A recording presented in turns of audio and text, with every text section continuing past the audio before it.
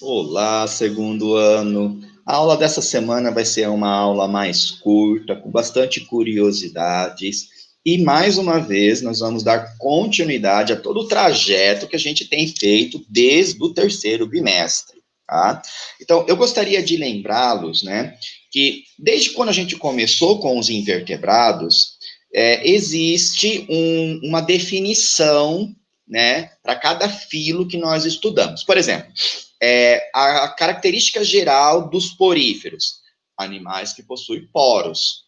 Para ser um porífero, para o animal ser colocado dentro do filo porífero, ele tem que ter poros, principalmente. Tá?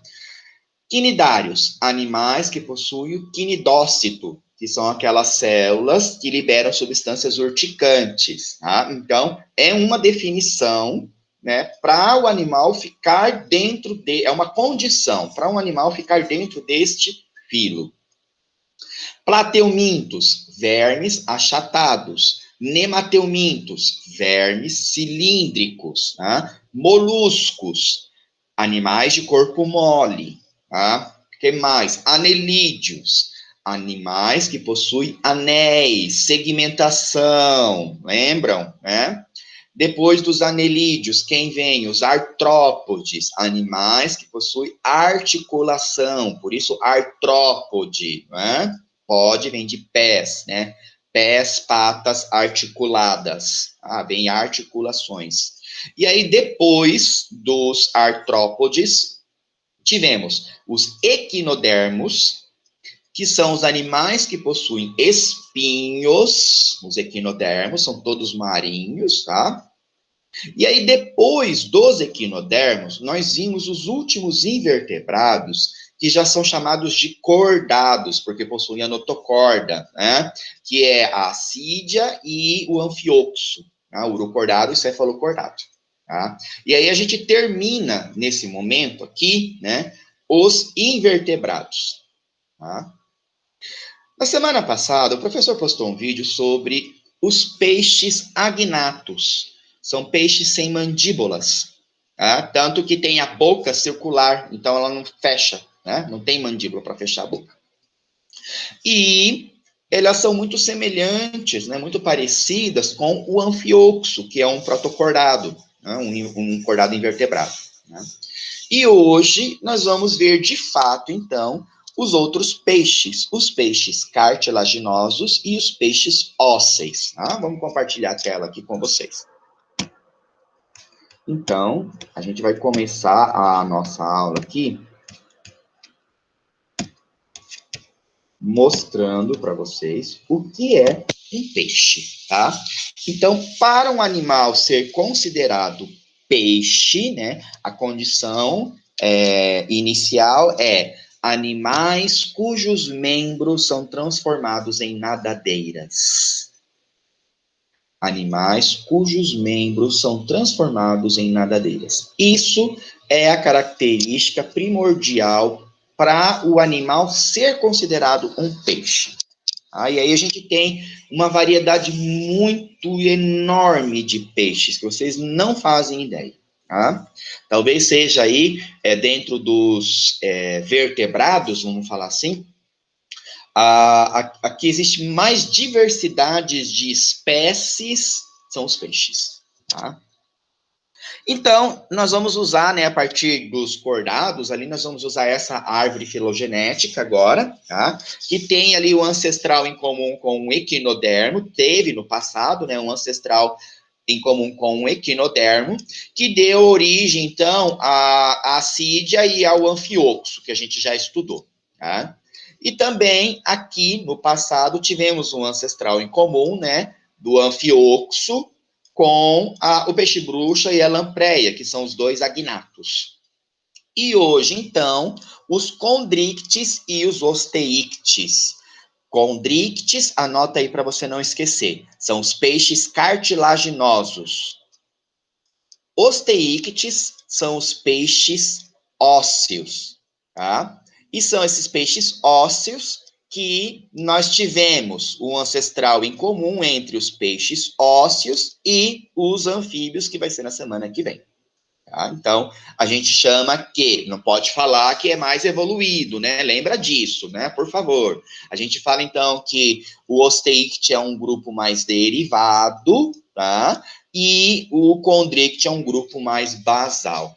Tá? É assim que é a forma correta de dizer, mas não pode dizer que um é mais evoluído que o outro. Eu acho que vocês já sabem por que não pode dizer isso, né? Quem que são os condrictes? Quem que são os peixes cartilaginosos? Só temos dois representantes.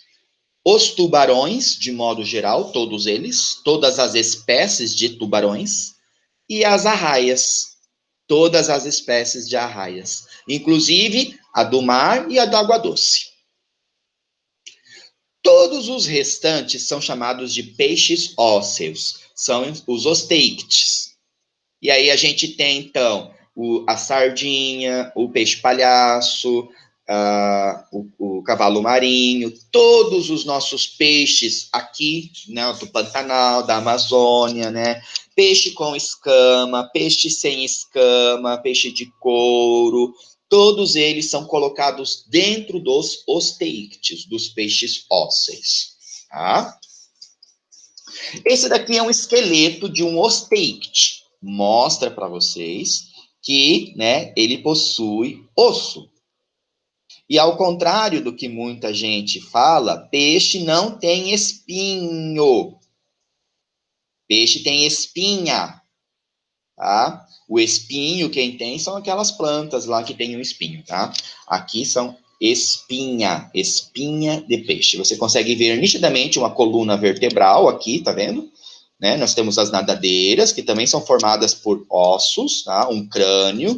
E o peixe cartilaginoso? O peixe cartilaginoso não tem osso? O peixe cartilaginoso tem osso. Ele tem um crânio, ele também tem uma coluna vertebral, ele vai ter aí ossos na nadadeira, mas a maior parte do seu corpo não vai ter osso, vai ter cartilagem, tá? Por isso que ele é colocado separado, está bem? Bem, com relação à estrutura externa, o professor vai disponibilizar, ele já disponibilizou ali no Classroom, uma imagem para vocês desenharem. Vocês verão que tem um opérculo, que aqui tem uma abertura, temos a boca, narina, olho. Aqui dentro desse opérculo ficam as guelras, ou as brânquias dos peixes, né? Então, os dois nomes são aceitos.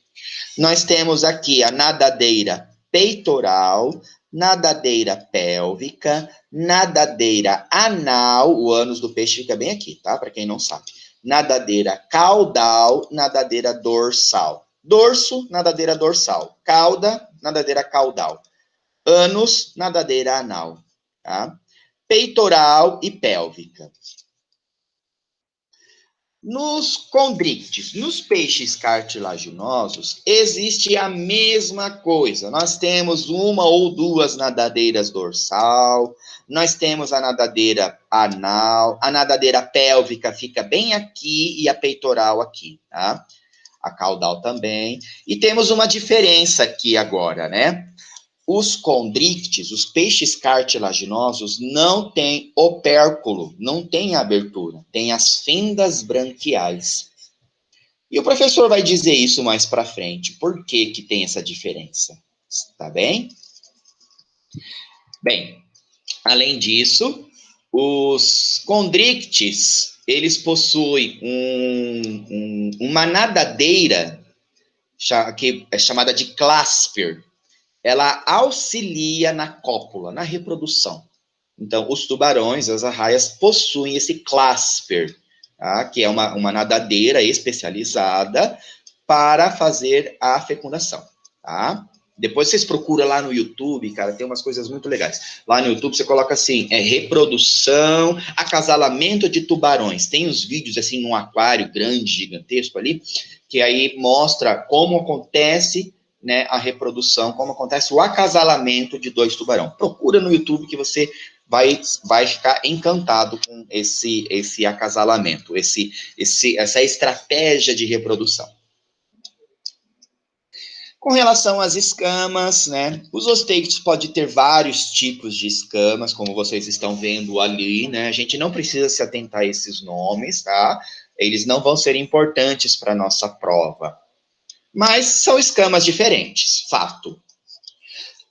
No caso do Chondricht, a escama, ela vai ser placoide, tá? Então, ela tem essa como se fosse como se fosse um espinho, né? Como se fosse um espinho. Então, toda a lateral é bastante áspero, tá? A lateral do corpo desse animal.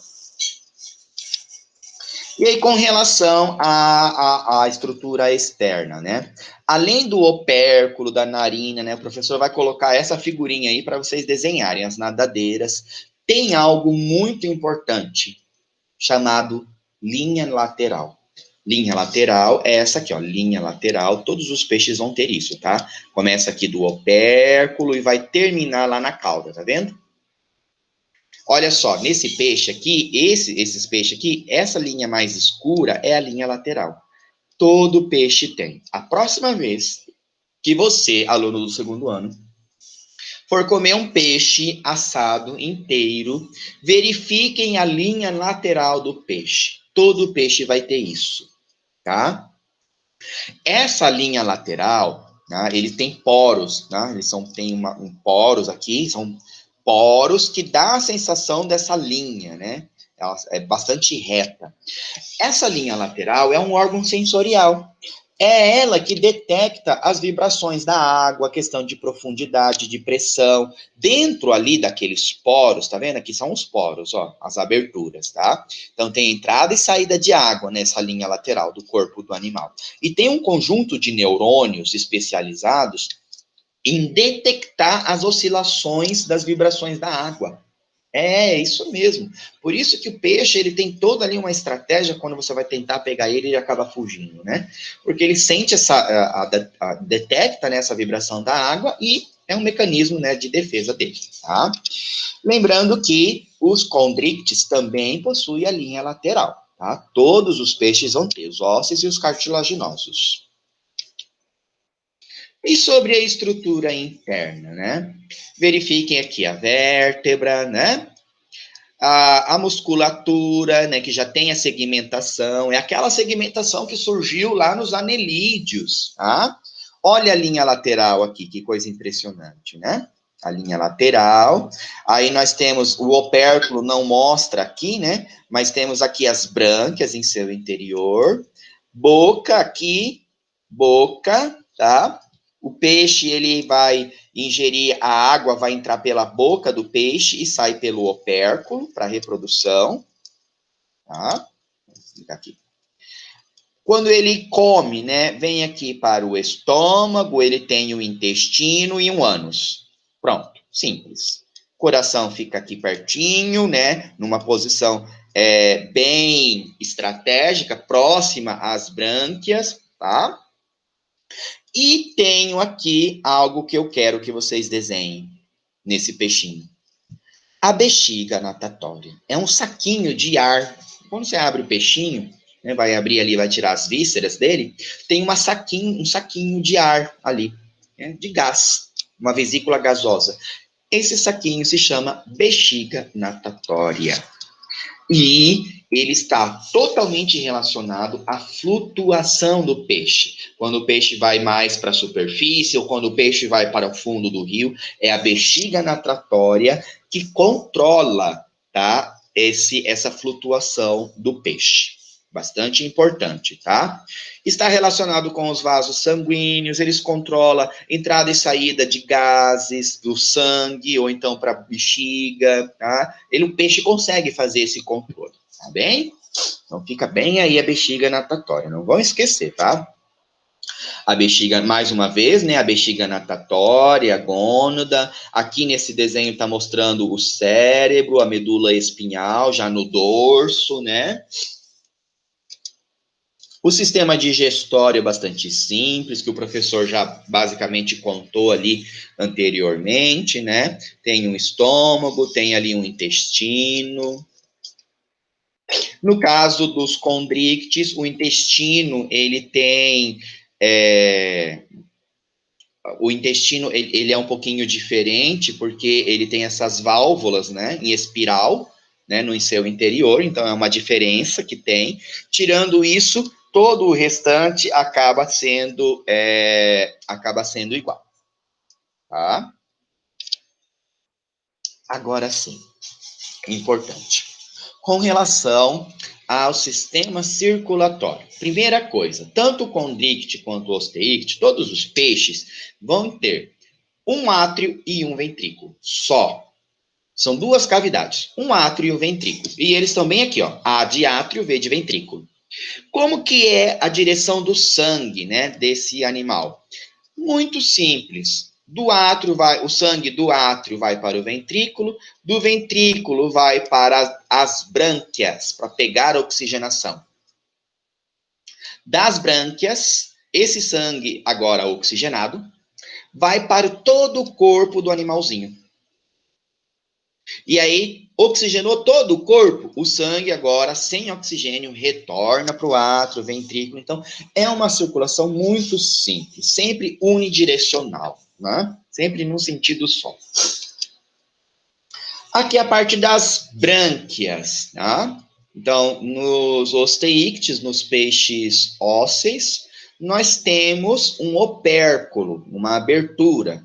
E dentro do opérculo ficam as brânquias ou as guelras do animal, né? Quando a gente vai comprar o peixe fresco, por exemplo, a gente que não está congelado, né? A gente analisa as guelras. Se as guelras são vermelhinhas, né? Significa que o peixe está mais fresco. Quanto mais opaco, mais escuro tiver a brânquia, né, mais apagado, significa que o peixe já tem um tempo maior de que está morto. A linha lateral do peixe, bem aqui, tá? E eu acho que eu vou ter que fazer uma peixada aqui em casa e gravar um vídeo mostrando o peixe que o professor está comendo, para os alunos verem o que é a linha lateral. Mas olha só, como que acontece a respiração, tá? Então, a água entra pela boca e sai pelo opérculo. Lembrando que dentro do opérculo estão as brânquias, tá? É num sistema de contracorrente. A água vem nessa direção e o sangue vem nessa direção aqui. Veja, o sangue está passando, observem esse detalhe aqui, ó. A água está passando nesse sentido em azul. Fluxo de água, tá vendo? Nesse sentido aqui. O sangue vai percorrer o caminho contrário, nesse sentido aqui, ó, contra a corrente. E, a partir do momento que o sangue passar por essas brânquias, ele vai receber a oxigenação da água. Tá? E aí, por isso que o coração fica pertinho ali das brânquias, porque daí o coração bombeia o sangue para as brânquias, recebe a oxigenação e já espalha esse sangue para o corpo inteiro do animal. Agora, nos tubarões, não tem opérculo, né? Tem as fendas, né? Tem as fendas. Os tubarões, eles nadam sempre de boca aberta. Pode reparar em qualquer filme de tubarão que você assistir. Sempre o tubarão vai nadar de boca aberta, tá? Porque ele precisa estar colocando a água o tempo todo, né? Dentro da boca e saindo pelas fendas branquiais. Olha só, aqui nós temos a água, né, que entra pela boca, e ela sai pelas fendas branquiais. Também no sistema de contracorrente, com a diferença que o peixe cartilaginoso não tem o opérculo. E é isso aí, moçada. Eu falei que a aula era simples e ela continua sendo simples, né? Espero que vocês anotem ali, vocês vão ter aí um prazo maior. Nós vamos fazer um esquema, segundo ano, de cada aula dos vertebrados. O professor vai disponibilizar uns desenhos para vocês fazerem uma representação. E no geral, vai ter uma nota de 0 a 10, uma nota de desenhos, tudo bem? Da morfologia do corpo, das estruturas de cada filo. Começando hoje com os peixes, semana que vem não, porque semana que vem é feriado. Na outra aula vai ser anfíbios, répteis, aves e termina com mamíferos. Tudo bem? É isso aí, moçada. Um grande abraço, até mais. Saudades aí, em segundo ano.